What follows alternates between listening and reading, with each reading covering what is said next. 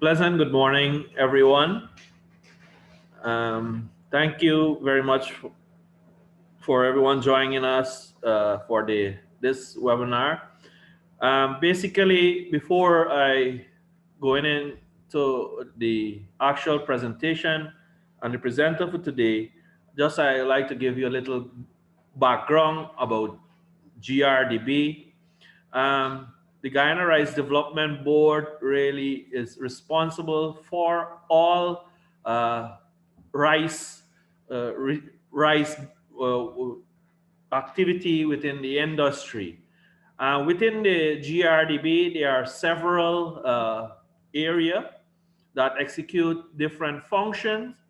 For starting off, we have the research, then we have the extension, quality control, marketing, and of course our administrative department.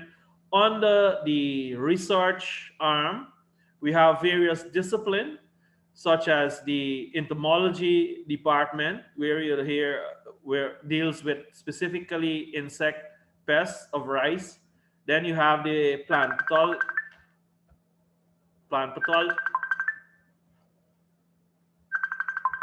the plant pathology department.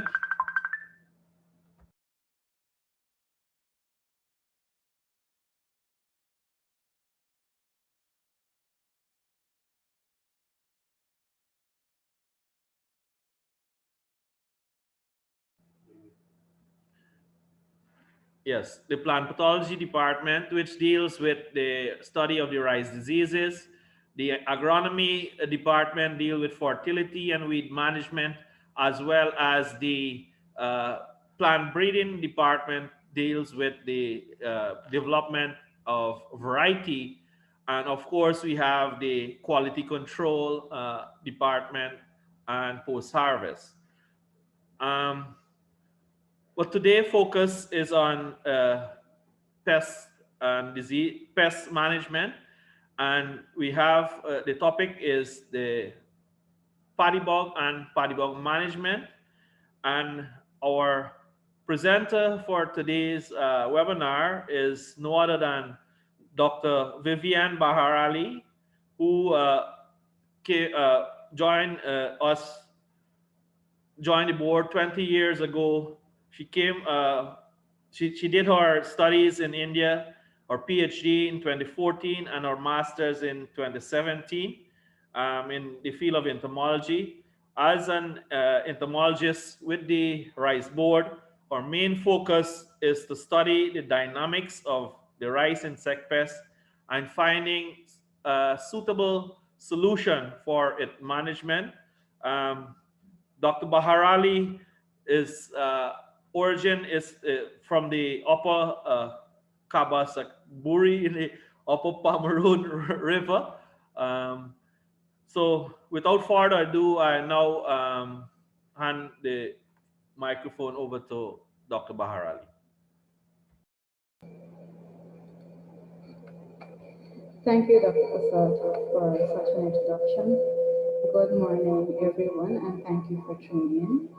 I trust that by the end of my presentation, you will understand what the paddy bug really is and how important it is for us to manage it properly.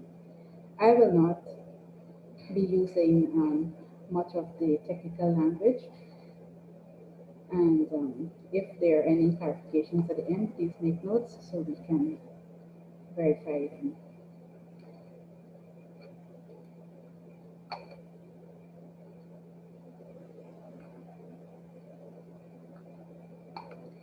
Just to whet your appetite a bit, if a farmer has a situation of paddy bugs like the photograph on the left in his field, and he sprayed but did not get control,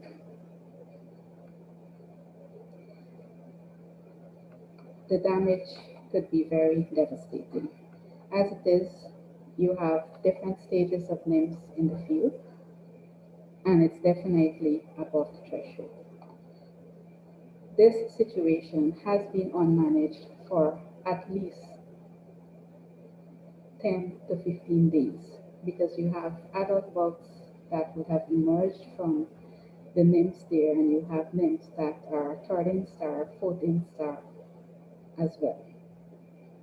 When the paddy goes to the mill, the photograph on the right is an example of what 63.7% damage is. Paddy bug damage can be that devastating. That is why it is so important for us to follow the recommendations in order to minimize the damage to less than 4.5%, which is the tolerable level. There are farmers among us who get less than 1% damage.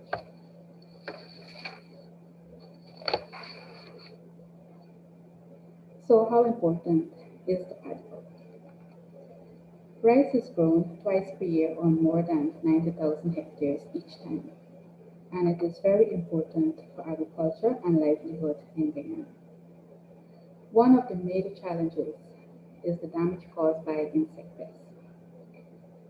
The major insect pests are leaf miner, caterpillar or armyworm, water weevil, and the paddy bug. The paddy bug is considered the most important because of its incidence and the damage it causes at the end of the crop. In terms of the incidence, bugs keep coming, and as long as they come and invade and the numbers are above the threshold, it is important for us to get rid of those bugs, to kill them. And if it is not done properly, then the result is damage at the end. So you have reduction in quantity and quality of paddy. Paddy bug damage in Guyana was first reported from Lake One in 1904. Back then, the outbreaks were very irregular and at varying intervals. Until now, and a few decades ago, rice fields have been plagued continuously by the paddy bug. All regions, all the rice growing regions in Guyana are known to be affected. Just a few crops ago, in the second crop of 2019, the damage across the country ranged from 0.1 to 88.6%. As you can see, a farmer got 0.1% damage. He would have done everything correctly to be able to achieve that.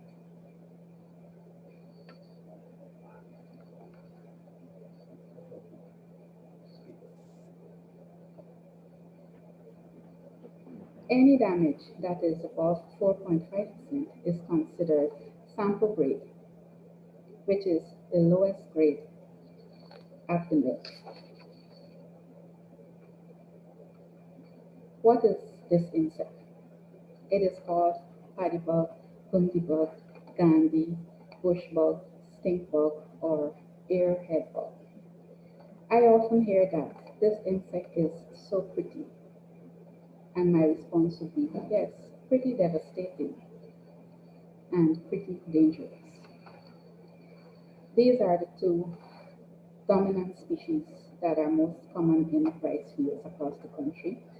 The one on the left is identified based on the terns that are on the body, on the upper part of the body, whereas the one on the right has the same yellow markings,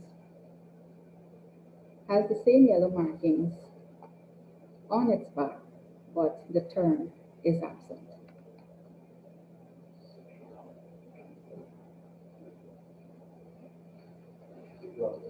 A few other species are, there are two other species that we are noticing in the field, and these, as you can see, do not have the yellow markings as the two previous ones, and one does not have the tern on its upper body, while the other one has the tern. So there are about 4 species that are commonly identified or observed in rice fields across the country. How does the paddy bug happen in rice fields? As it is, invasions occur from an unknown source, way outside of the rice cultivated areas. And the picture on the left is Paddy invasion by the thousands, or if possible, if we would have counted it in that entire nest, it would have been by the millions. Or they can migrate from field to field if those fields are not, if paddywugs migrate to those fields and those fields are not sprayed, they can move to other fields as well.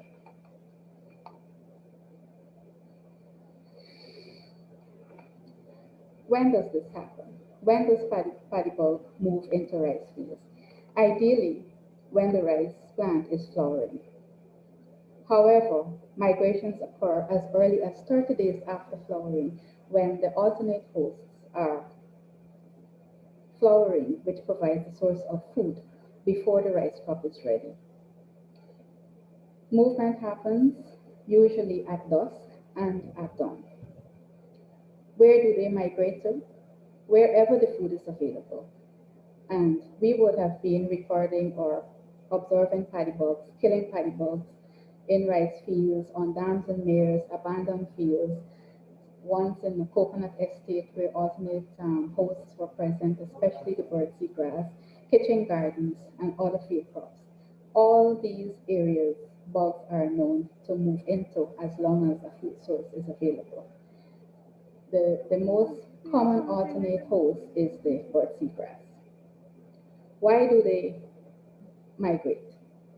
Basically to feed and multiply where the food source is ideal. And that food source, that ideal food source, rice plant.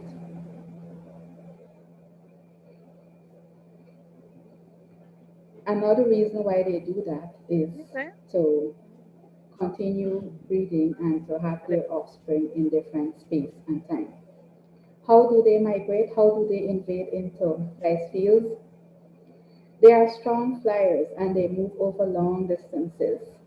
From observations, we would have noticed that there are varying transit points. They fly, they stop, they fly, they stop until they get to the rice fields or within the rice cultivated area. And they use pheromones to keep themselves together. That's why you always see them in huge masses.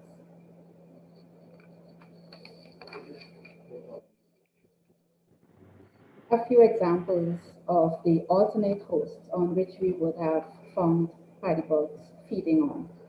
Like I said earlier, the most common one is the birdseed grass. We have the watergrass, iron grass, cypress or water sedge, another sedge at the top right, and you have the goosegrass or the flower grass. I choose not to use the scientific names or the technical terms as much as possible because I would like farmers to really understand what we're talking about. In the rice field itself, you have alternate hosts like the schoolnut grass. The previous alternate hosts are mostly found on dams and meres and other areas besides the rice field itself. Within the rice field, you have the schoolnut grass and you have red rice. An important point to note with these two, they usually grow above the cultivated rice. And as such, they don't only feed on on these hosts, but they also find shelter below on the rice itself. And even when you spray these grasses, the schooner grass and the red rice, they provide a shelter for the rice below. So the chemical really does not get on the rice below and the bugs continue to thrive there.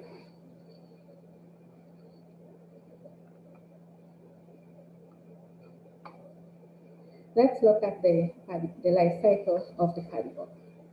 So I'm going to start with the photograph at the top middle, and this is typically what an invasion looks like. They aggregate and they form a nest. They can start to lay, let's move on. Almost immediately, if the rice is in the flowering stage, they would aggregate again to lay, and there you can see them bunched up on each other. Or because paddy bugs invade at least a month earlier before the rice heads. They wait that one there is no laying until a month later when the rice starts to bloom. We have not observed laying on alternate hosts outside of the rice field for, at all. So when they come together to lay, overnight you will find egg masses upon egg masses. And this is a strategy for them to create this egg mass because you have eggs upon eggs on top of each other, masses of eggs on each other, and that is a protective strategy from predators and parasitoids, especially the telenomas and the ladybird beetle that actually feed or parasitize the eggs. Within 3 to 5 days, the eggs hatch. Now, before I go to hatching, so when the eggs are freshly laid, they are green. That is the stage that the telenomas would parasitize, only the green stage. The telenomas is an egg parasitoid, and within a day, the eggs the eggs become pink and then a darker red color. After it turns pink, the telenomas does not parasitize them anymore. The dark red color is a sign that it will hatch anytime. So that is a process that occurs between 3 to 5 days. And the next photograph is the forest instar nymphs. And this is important. You can see the eggs are all white. The eggs that the nymphs would have hatched from, they are all white. That means they were not parasitized. And you can see them clinging to each other. That is another common behavior with the paddy bug at this stage, which makes it easier for us to kill them with an insecticide or just break the egg mass out and crush it and destroy it. The nymphs, soon after they hatch, do not move away from the egg mass right away. It takes about a day or two before they move and disperse to start feeding. Then they look like the picture next to that one, where you have nymphs without wing pads. That would be the second instar. The nymphs with the wing pad would start, the wing pads would start to appear from the third instar through to the fourth instar through to the fifth instar. So you have these forest instar nymphs molting 5 times before it becomes an adult, and that takes about 15 to 17 days. So you have adults in the field, again, fresh, newly emerged adults, hungry adults, after 17 days. It can be a bit longer, maybe 19 days, that depends on the environment and so on. So there you have a second generation of adult paddy bugs who would be ready to lay again in a few days or within a week. In the entire cropping cycle, which is, let's say, take an average of 110 days, if you have one generation in 17 days, you can have at least 3 to 4 generations in the same field if paddy bug is not managed.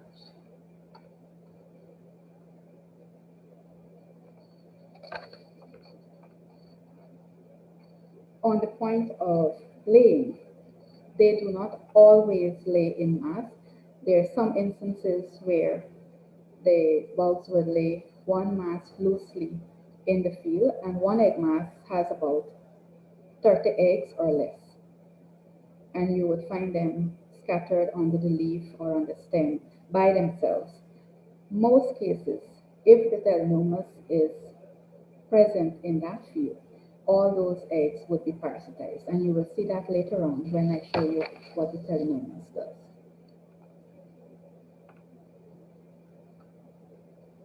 So, what is this damage and how is it caused? Both the nymphs and the adults feed on the developing grain. The developing grain starts from heading or flowering through to ripening. If they feed at flowering, the grains will not develop at all. Those flowers become aborted and the grains remain empty. If they feed at the milk stage, they will either remove all of the milky content from the grain or some will remain in the grain. The picture you're seeing here would be some of the contents from the grain that would not have been removed by the bug. The bug did not suck it all out. So you have grains that are half filled and it's swiveled, reduced in size, and fully deformed and discolored.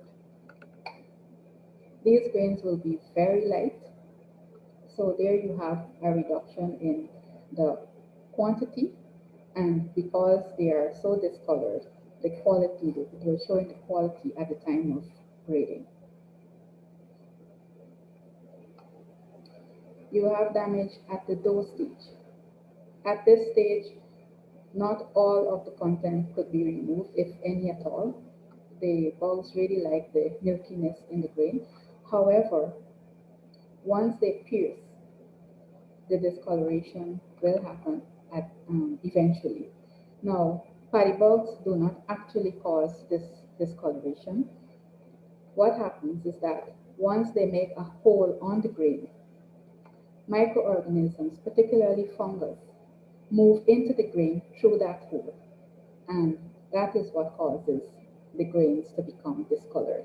So if there is a lot of moisture, like the two grains on each side, the entire grain can become discolored, or most of the grain can become discolored, or you have these huge specks.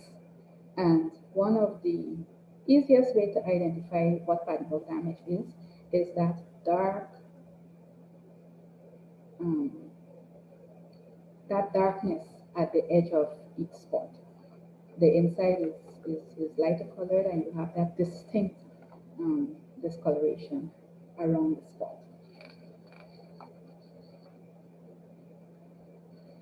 Then you have damage that can occur during the ripening stage. Now at this stage, the grain is already hard, but there is still a lot of moisture. So the grain is pierced, the bug cannot remove anything, but the hole is already there, so the fungus enters. The grain on the right just has a tiny speck. The fungus was unable to spread in that grain. So it just caused a tiny discoloration. Whereas the other two, the moisture would have been a little more, and the discoloration opened more. In any case, or anyhow, it is still considered damage.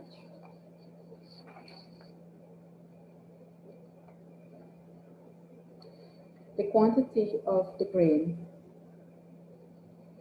or your yield will be affected if damage occurred during the flowering period or the milk stage. And the quality of the grain will be affected if feeding occur at milk, dough, or ripening stage.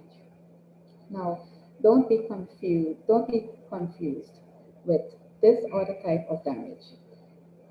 This is commonly referred to as black tip, and it does not have any association with paddy bug. At least so far, we have not found it to have any association with paddy bug.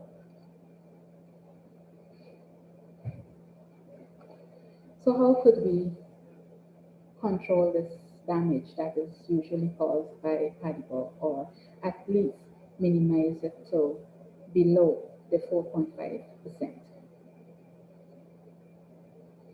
Integrated pest management almost or will guarantee you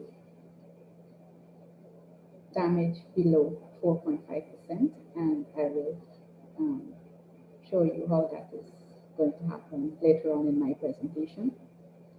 Integrated pest management, commonly called IPM, is the use of several control strategies, of course, that are compatible with each other to suppress pests. The IPM program for paddy bug management in Guyana, it starts with good land leveling. What does that do?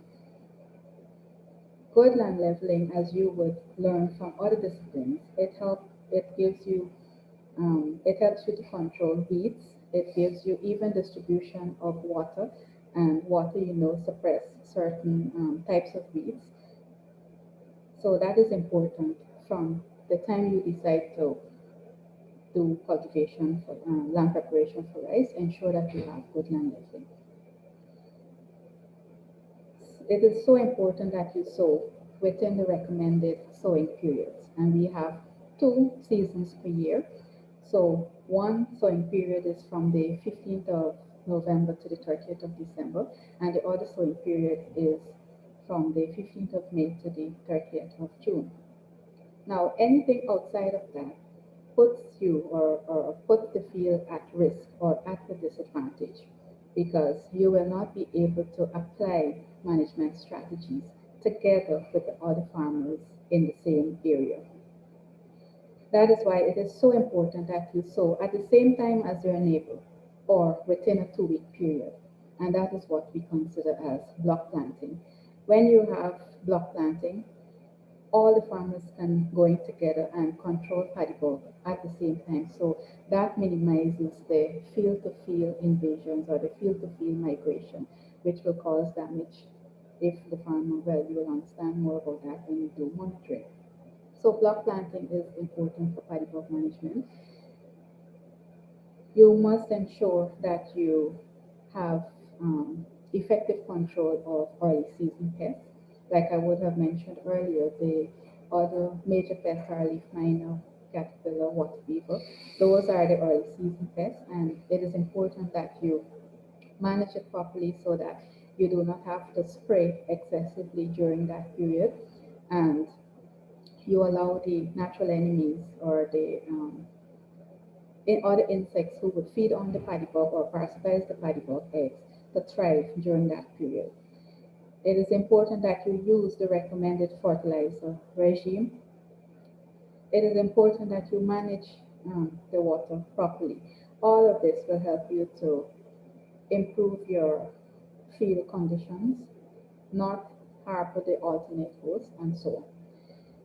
Another important aspect is to keep the downs and mares free from alternate hosts. Like I said earlier, paddy bugs invade as early as 30 days after sowing because alternate hosts provide a source of food for them. So if you have your dams and mares free of these, paddy bugs are not likely to come to your field. As well as during this time, you might also have weeds in the field. So it's important that you control those as well. So now the crop should be about 30 days after sowing and it is healthy. At this point, it is important that we start monitoring for paddy bug. The reason being, paddy bugs can invade as early as 30 days after sowing. When monitoring, you can do it visually, but we recommend that you use a sweep net because the sweep net gives you a relative number that you will know the amount that will tell you what is the actual level of paddy bugs in the field. We recommend that you monitor with the sweep net on alternate days up to heading or flowering and daily from flowering to about 10 days before harvest.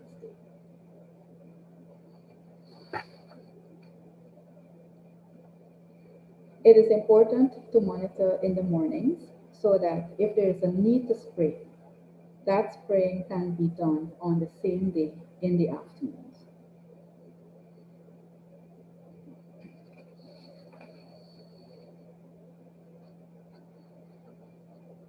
If there is a need to spray, you can continue monitoring 36 hours after spraying. And the reason for that is because you would have applied the pesticide in the field and there might be some contamination on the plant. So you don't want to go back into the rice field during that period. 36 hours after is considered safe to start monitoring again and monitor daily. I know some farmers would spray today and they will have complete reliance on that spraying and they will not go back to check the field maybe until 5 days, 7 days, 10 days afterwards, not realizing that paddy bugs would have invaded in those days.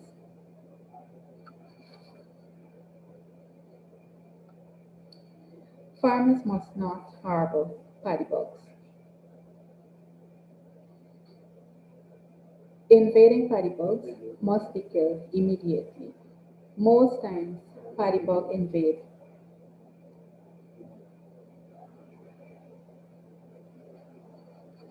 Excuse me.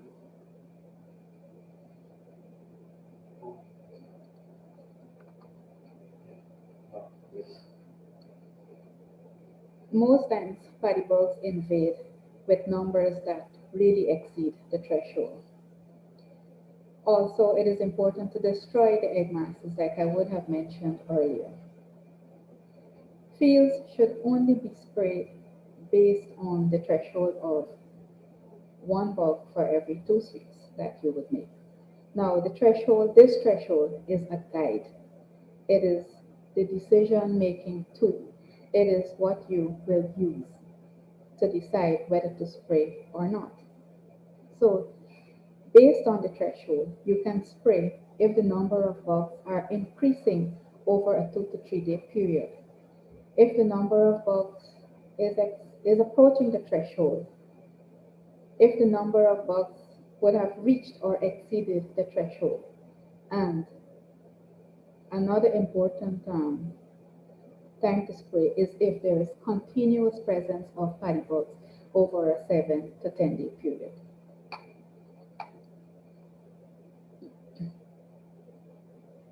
Spraying should not be done before 8 a.m.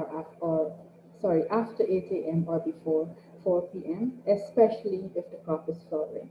And the reason for this is because when the crop is flowering, the flowers open with the intensity of the sunlight, and that is usually around 8 o'clock or just after 8 o'clock. When you spray during this time, the spray mist, will go into the grain, and the grain does not recognize that as spray mist. It recognizes it as an obstruction, and that grain will abort.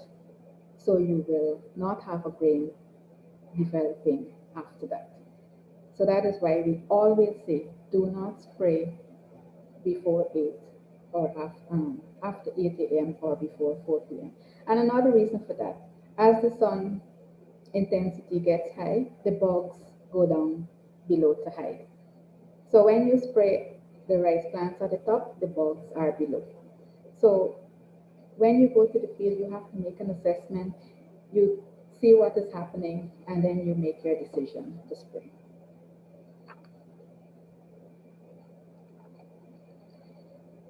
So these photographs show how the spraying should be done. It is important that you use 2 motor blowers per acre.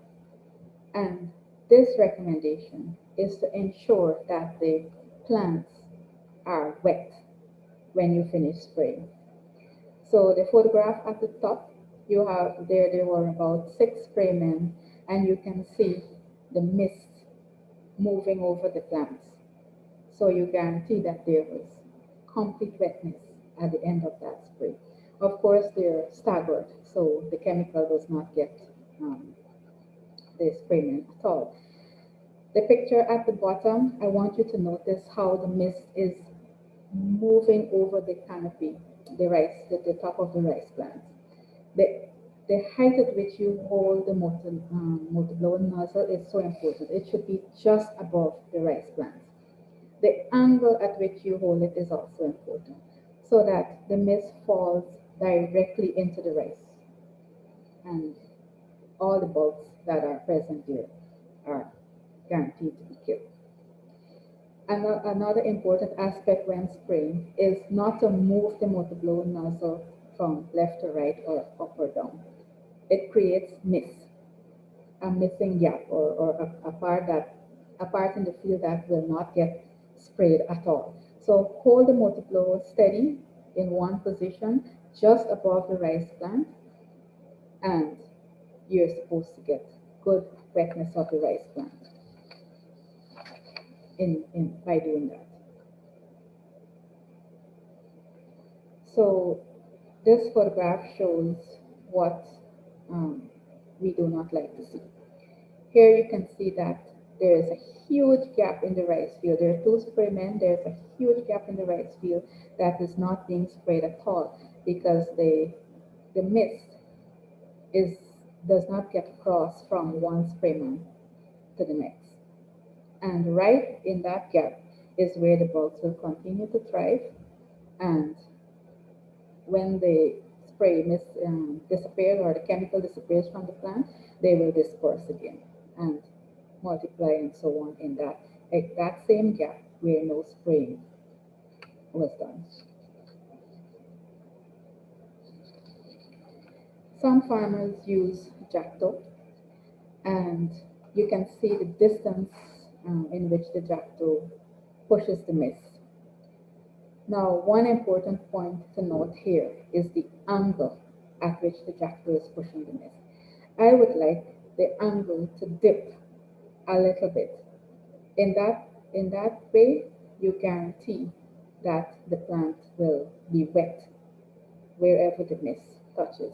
So because it's actually moving away, it's moving forward and it's moving, the mist is moving forward and it's moving upward, but you want it to move forward and downward. So wetness is guaranteed. Some farmers use aircraft to spray. It is very important that you ensure that the mist coming out from the aircraft reaches the rice plant. The aircraft has to spray at a height that will allow the mist to get into the rice plant or get into the field and create that wetness that we desire or that is necessary to kill paddy bugs. Some of the insecticides that we recommended, you're familiar with Pronto. There is Renova and there is Sidebar. Now these are systemic insecticides.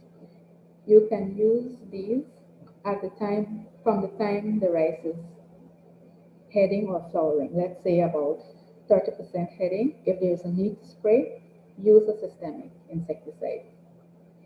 If you spray today and 2 days after bugs invade again, there is no need to go back with a systemic insecticide. Then use a contact. If within 7 to 10 days bugs invade again during by then the grain will be in the milk stage or early dose stage, use a systemic again.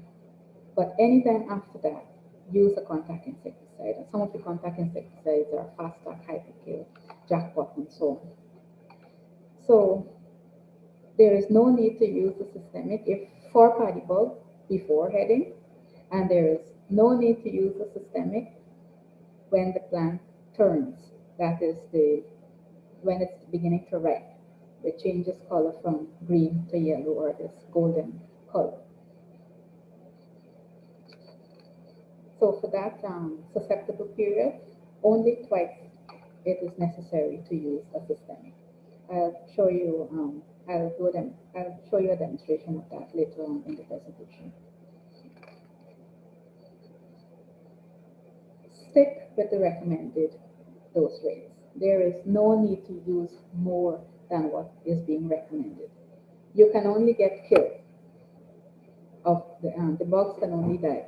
You cannot kill the bugs dead, so to speak. So these recommended rates are effective in killing paddy bugs.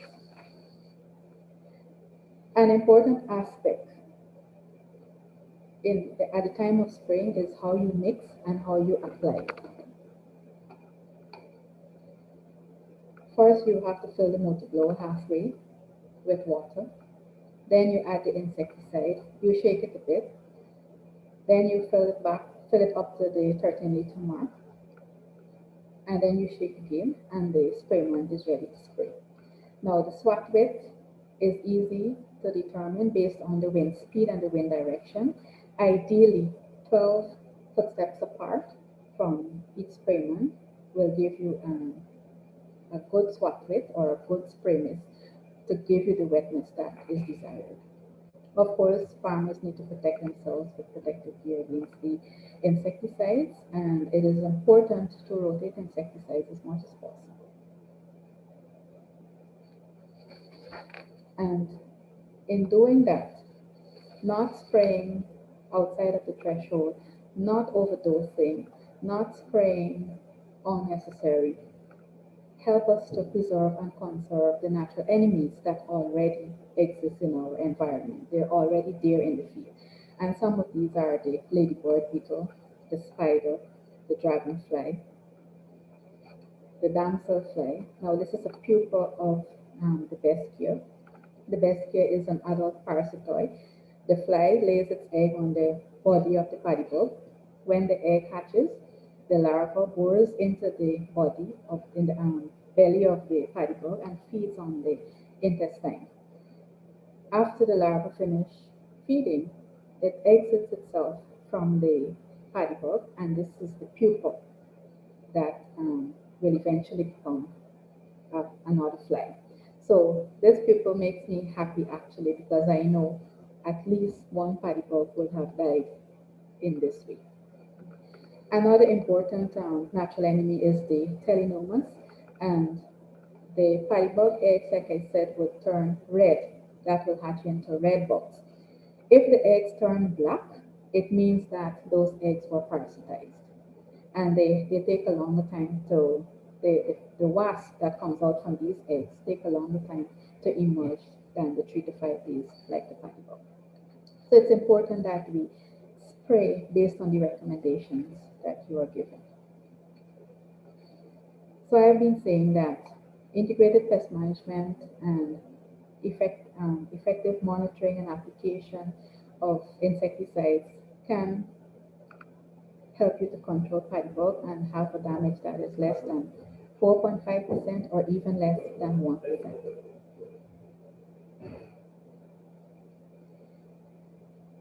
This is a bit of a cost analysis that I would have done. Here you can see the chart at the top is days after sowing. So you have from 1 to the this variety would have matured in 120 days. It is GRDB 14. So I will call this field number 1. The variety was GRDB 14. It was 27.51 acres. So these little circles that you see just below the growth stages are the number of times that spraying would have been done.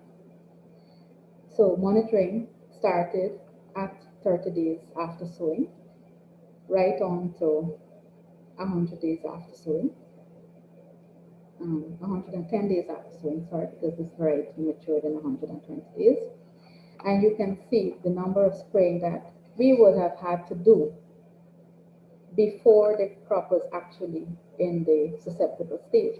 And that is because paddy bugs invaded on the alternate hosts, the birdseed grass, cypress, and so on, that would have been in and around the rice fields. So bugs came in by the thousands. In 800 sweeps, we would have had 5,000, over 5,000 bugs. At one time, it was 12,000 bugs. So it was necessary to do the spraying. All these sprayings were done based on the threshold. So we would have, this field would have been sprayed 14 times, 9 times unnecessarily because of lack of control of the alternate host. Um, at the time of ripening or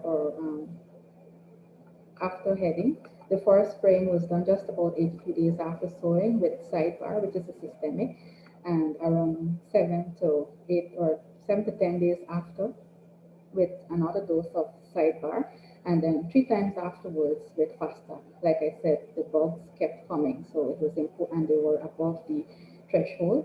It was necessary for us to spray. So we would have used in that 27.51 acres over 24 liters of Fasta, over 3 liters of sidebar, and the number of blowers sprayed during the period was 714 at a cost of 390. So you had a total cost of 347,000 and more. The cost per acre was over $12,000, and 9 sprayings could have been avoided if integrated pest management was followed. However, the paddy bug damage at the end was 1.1%. So this is field number 2. The variety was GRDB 10. This variety goes up to about 110 days. It was 26.02 acres. And here you can see that only 4 sprayings were done. So again, the first spraying was done with sidebar, the second spraying was done with pronto, and there were 2 sprayings with faster.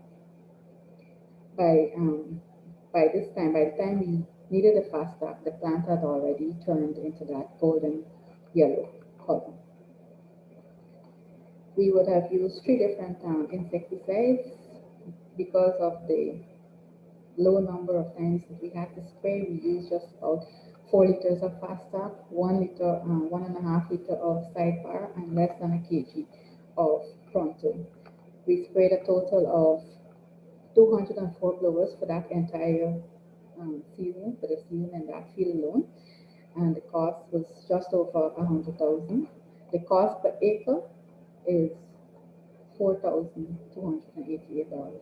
The damage, the paddy bug damage at the end was 1.4%. And we have field number 3. This variety was the G98 196. It was just over 26 acres. Here again, we did quite a few number of sprayings before the rice reached the susceptible period. At least 7 times we would have had to spray unnecessarily.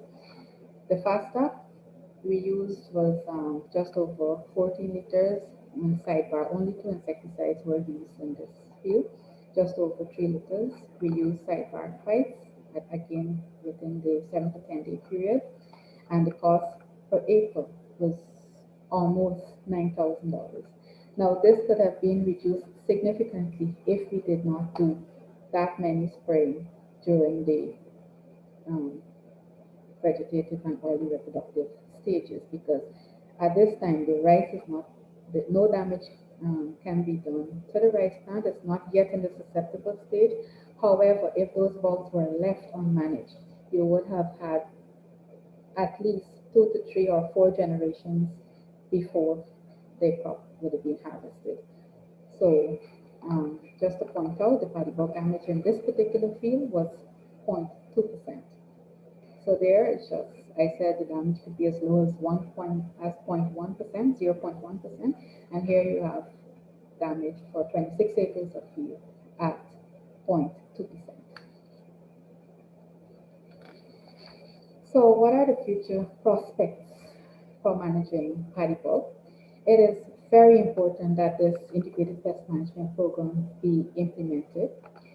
It is likely that within a couple of months or so, we will have taxonomic identification of all the species that are present in the rice fields. Like I would have showed you earlier, there are at least 4 different species. It is very important, and I'm very optimistic that biological control will be the cornerstone of the integrated pest management program. Traps or aggregating attractants would be one of the things that will be looked at, and understanding the off-season survival. Like I would have said in the introduction, we don't know where they come from. We would love to know what they survive on, how they survive in the off-season before they invade into the rice cultivated areas.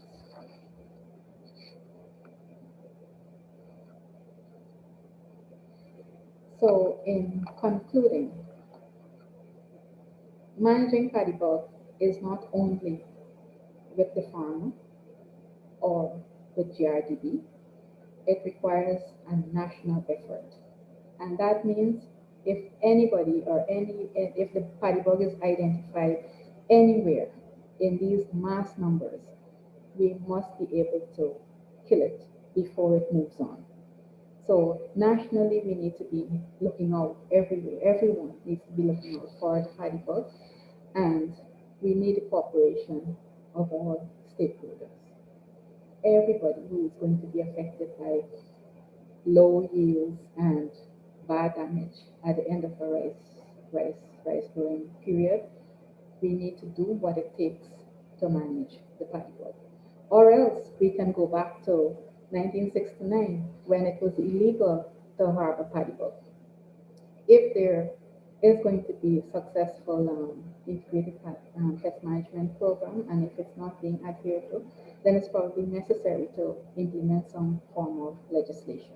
And I actually don't want farmers to be penalized more. So please help us to help you to manage paddy bog. I'm going to appeal to all farmers. If you have been having high damage, if you're finding it difficult to control paddy bugs, reach out to us. We have the GRDB has paddy bug management officers in regions 2, 3, 4, 5, and 6. Each rice growing district, we have about 30 something rice growing district. Each district has an extension officer. Know your extension officer, talk with them, help us to help you. Thank you.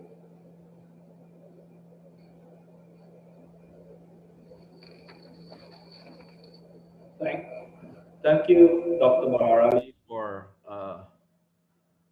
quite a detailed and comprehensive presentation on the paddy bug and its management.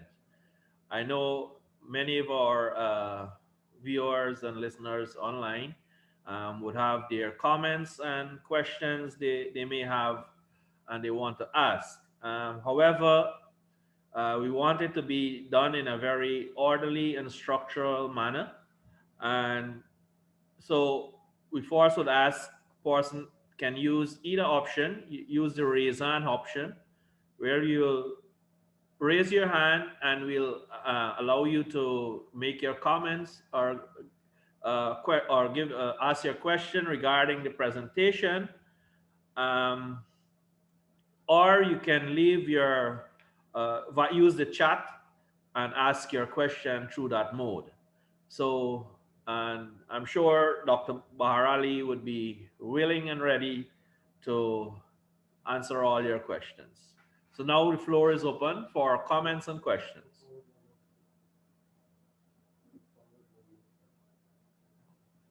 One more slide. And in the meanwhile, we are waiting for that to happen. I just want to point out to you that the presentation would be available on the GRDB Facebook page, website, as well as can be viewed on our YouTube channel.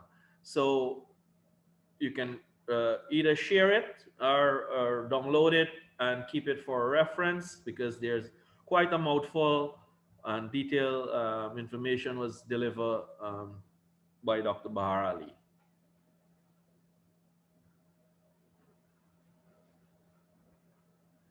So I see Mr. Adams raise his hand. So I now invite Mr. Adams to speak and particularly let us stay in line with the presentation, paddy bog and paddy bog management. Over to you, Mr. Adams. Thank you.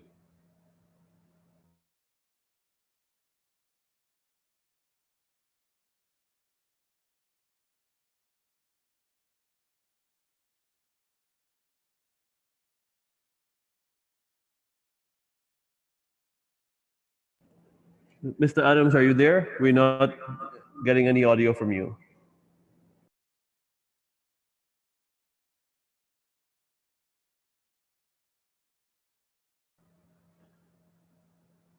Mr. Adams, if you're there, we're not getting your audio.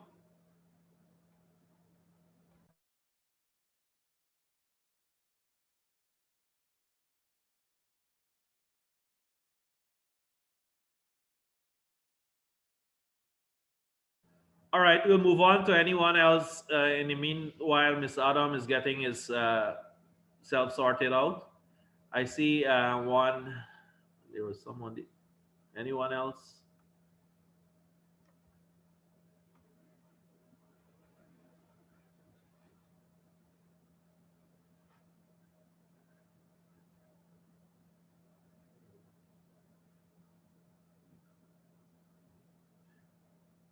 Yes, we are waiting for your questions, comments. For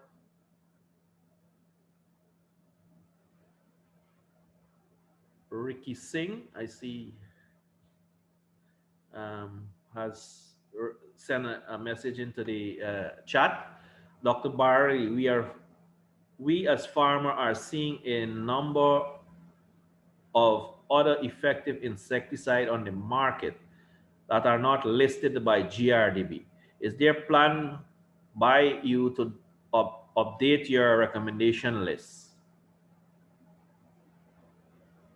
Over to you now, Dr. Baharali. Um,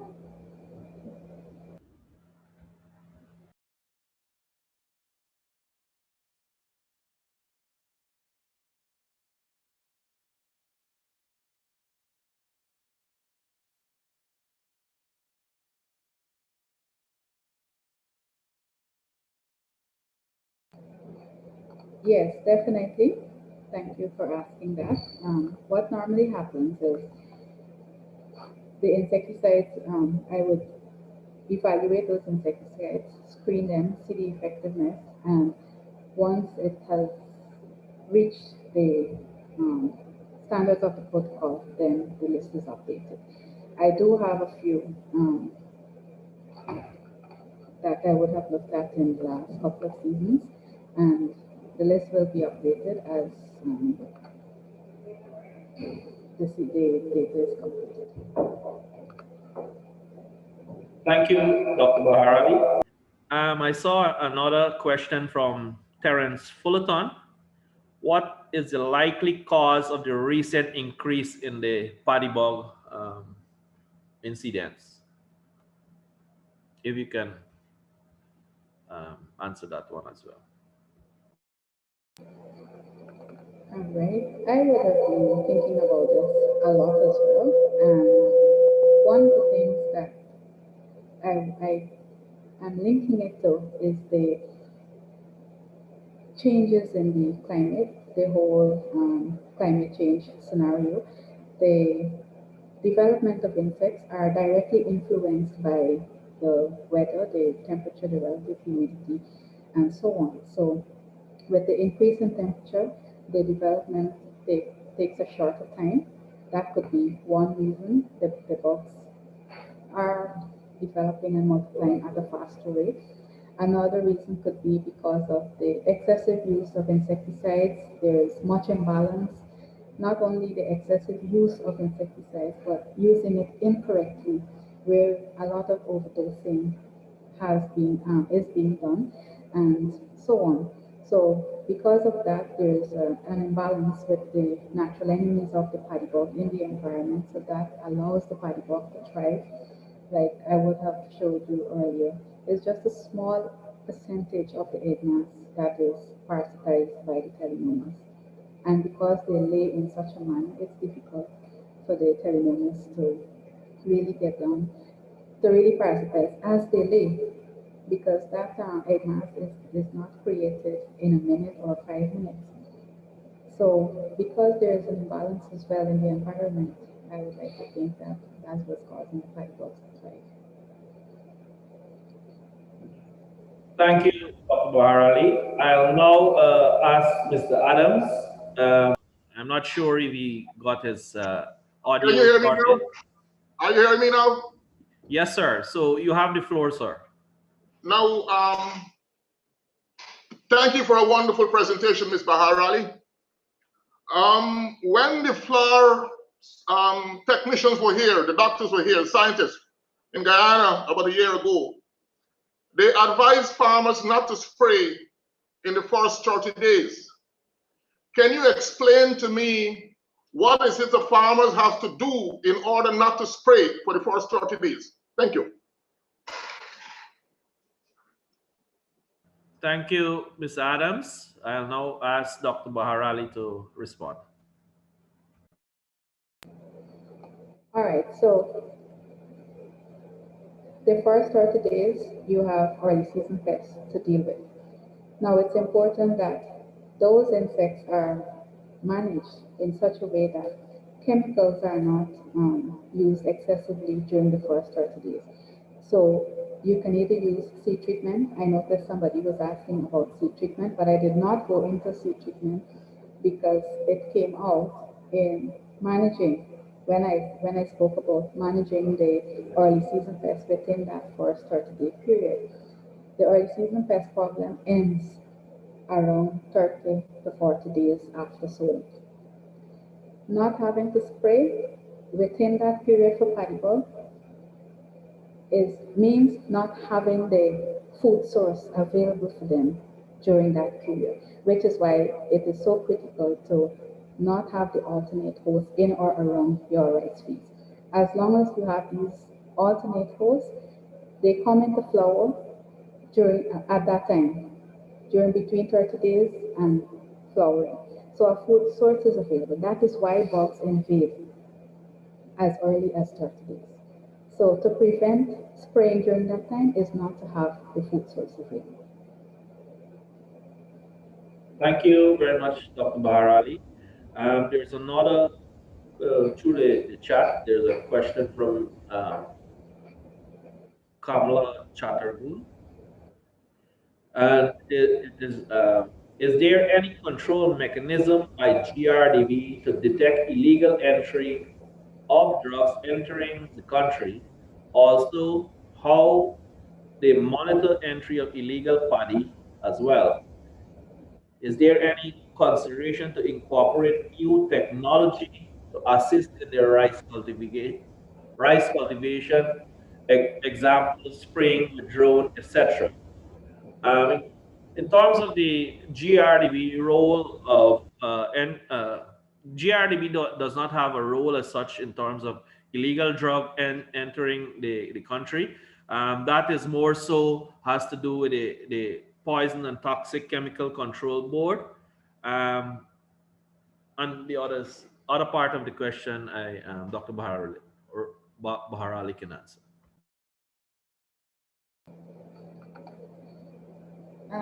As far as I know, in terms with the new technology and so using the drones to spray, last year there was a drone that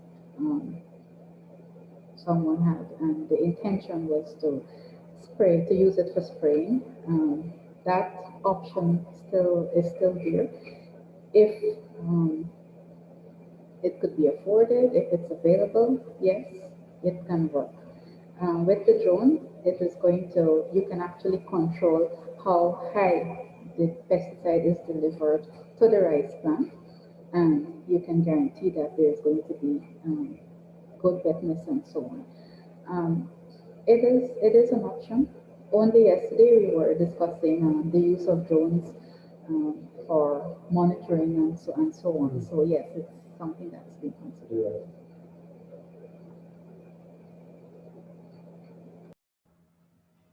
Thanks again, Doc. Any other question, comments?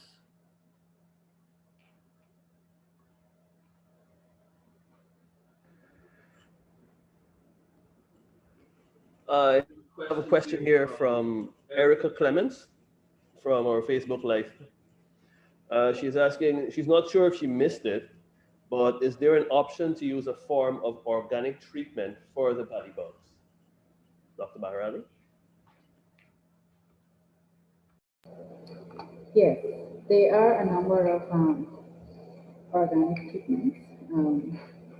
There are some not biopesticides, but botanicals that were found to be effective in repelling the paddy bug from feeding. They, in under the field conditions, they do not actually kill the bug, but they prevent it from feeding. It's more like a repellent. In the on the lab conditions, you might find mortality or death of the bug after a number of days, but that's because they were unable to feed. But in the field, when that technology was evaluated under the field condition, we found that they moved. Because they were unable to feed, obviously, they moved to another source, another area where they can feed without having that bitter taste to deal with. Whereas in the lab, they were contained, so they could not move and eventually died from starvation. So yes, there are organic options. Um, its availability at the time, um, it's not really good. Yes, thanks again, Dr. Barali. There's a question from Ricky Singh. Have you had discussion with farmers who attain low paddy bug damage on what were their control practices so we could look at best practices? Have you had any? Yes, we normally, I would like to use the term zoom in, as long as we know that the farmer had high damage. The paddy bug management officers, the extension officers, the staff from the entomology department or the registrar station would ask that farmer what it is he would have done during the period, and we will try to determine what he could have done incorrectly or not enough of, and help him to correct that the next season. So yes, we like to meet with farmers, find out what it is they would have done, even do demonstrations with them and take it from there. For instance, last season, I had a very good experience in the frontlands of Blackbush Polo, where we met farmers spraying, and we told them to close in a bit, and they didn't. So the next morning, we went to monitor, of course, breaking that 36-hour rule, and where the field was not sprayed, still had hundreds of bugs as compared to the part that got the mist, the wetness, and so on in the plant. There was no bug. So we called the farmer. We waited on him to come to the field, and we showed him the result. So I said, this is why we were telling you to close in your spray. And these are the things we encourage farmers to reach out to us. If you're continuously getting high damage, if you realize that you're not doing something right, ask us to help you. We are there. We would love for you to get very low damage at the end of your season. So yes, farmers are met, discussions are done with them, possible demonstrations. That is why I said also there are paddy bug management officers too in the region. That is their main goal, to help you to manage paddy bugs. Thank you, Dr. Baharali. We have two hands up, Lachman Dial and Mr. Adams again. So we'll take Mr. Lachman Dial question first, then Mr. Adams. Oh, the floor is open to you, Mr. Lachman. Yeah. Good morning, everyone. You hear me? You guys can hear me? Yes, go ahead. Yeah. The question I'd like to ask is, especially to Miss Bahar Ali, is that you guys think with the use of synthetic pesticide, when it seeps into with the use of synthetic pesticide, do you think that is one of the main cause for the destruction of our aquatic ecosystem? I mean, the ecosystem in the trenches around the rice fields, them and so forth. That's it.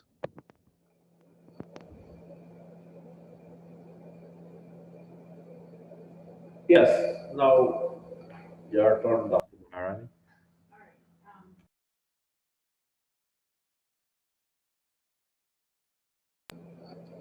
If the insecticide gets into the waterways, yes, it is going to kill the fishes and it is going to cause harm. However, that is not supposed to happen, because when you spray, you're spraying the rice plant. The spray solution, the spray mist, will eventually dry onto the rice plant. It is not going to drip and go into the water, which eventually goes into the trenches or canals. It degrades, especially the contact insecticides. As soon as it's applied, as soon as it's sprayed, it degrades almost immediately as compared to the systemic that goes into the plant and lasts for a little longer. But the method of application that I would have showed you earlier, it should not, that should not allow the spray solution to go into the waterways. If you, that's why it's important to not overdose, to not mix more than you need, and so on. And if you have excess insecticides that you were unable to use, the um, the Toxic Chemical and Control Board usually do disposal of that. So do not throw it in the trench or the waterways. Thank you, Dr. Barali. I now give the floor to Mr. Adams for his question.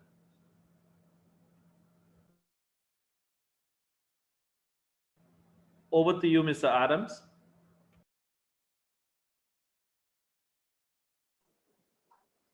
You can hear me again, right?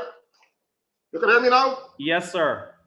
Okay, Ms. Baharali, your entire presentation was based on a pesticide standpoint. And I think that is one of the major problems you have in the rice industry, where we focus on pesticide and nothing else. What I want to say here this afternoon, in order to stop pests and the mastermind Paddy bug in the industry, we will have to go back about 80 years when grandfather used to plant rice. When he used to plant rice, grandfather never used to throw away his straw. He only take up the rice and he put the straw back in the field. He either leave it to rot or he put his animals inside, and he only used to plant one crop, and he never had pests in his rice. It is only when we start doing 2 and 3 crop a year that we start seeing this increase of pests in the rice industry.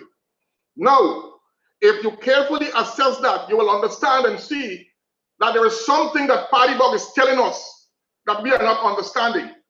Paddy bug is a pest, of course, but paddy bug is an indicator that there is something else in your rice industry that has problems that you have to fix. And unless you fix that problem, you will always deal with paddy bugs and have to deal with this pesticide. I am saying today, unless we are prepared to go back and see what grandfather used to do and bring a technology that is matching that, we cannot stop paddy bugs. Paddy bug is a direct relationship with deficiencies of nutrients in the soil. If we do not fix those deficiencies, we could never stop pests and we could never stop paddy bugs. That is my statement. We cannot continue with this thing over and over and over again, where we are trying to kill the people with pesticide and knowing that there's a solution. All we need to do is to look at technology. It's all on the internet. It's all there. Look at it and go back to the soil. See what are the deficiencies of the soil. Fix those deficiencies, and you will realize that you're going to eliminate paddy bugs. That is Thank the technique you. you have to Yes. use. Sorry. Thank you very much. Thank you very much, Mr. Adams, for that contribution. Um, I'm sure we will take it on board and see if there's merit behind. I'm sure nutrient play an important part, but of course there are other components as well that we cannot forget. All right. So thank you very much for that comment, and we'll sure take it note of it. I see again there was a hand up from Mr. Latchman again. I'll take one more question before.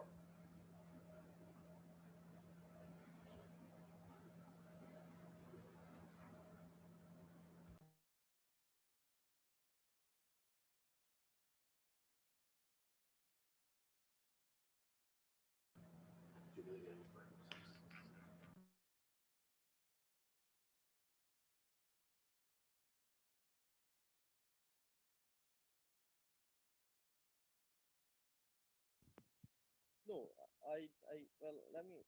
It's not really a question. It's like an endorsement to what Mr. Adams was saying because I've looked at it in that way because when my grandfather was alive, I asked him about why you guys never had so much problems with pests and so forth, and he said the same thing.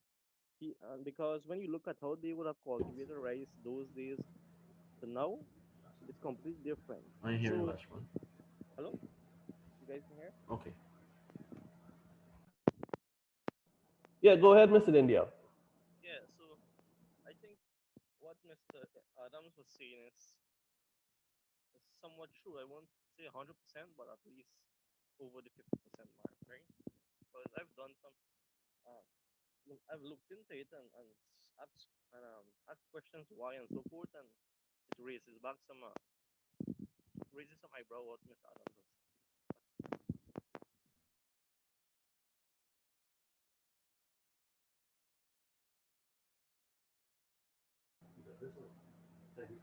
Thank you very much, Mr. Latchman, for your contribution. Um, I think we are running out of time. But before we go, I just want to thank Dr. Baharali for an excellent presentation. Um, and I'm inviting you to join us for the upcoming webinars. Our next presenter would be Mr. Bisasar Prasad, our Extension Manager, who will speak on improved agronomic practices, findings of second crop 2020, and analysis. Then, and that would be on the 23rd, Friday, the 23rd of October, same time, 10 a.m. Starting time. Likewise, we have on Monday, 26th of October, Dr. Gansham Payman, our agronomist, would speak on red rice, its economic importance and management. And then finally, to wrap up our webinar series, we'd have Dr. Mahendra Prasad, AA, our chief scientist and plant breeder, who would speak on the findings of the candidate variety. And so once again, our this presentation can be found on our GRDB Facebook page, YouTube channel, as well as our website. And I must thank each and every one of you for participating and your contribution to this success of this webinar. Thank you again, and goodbye for now.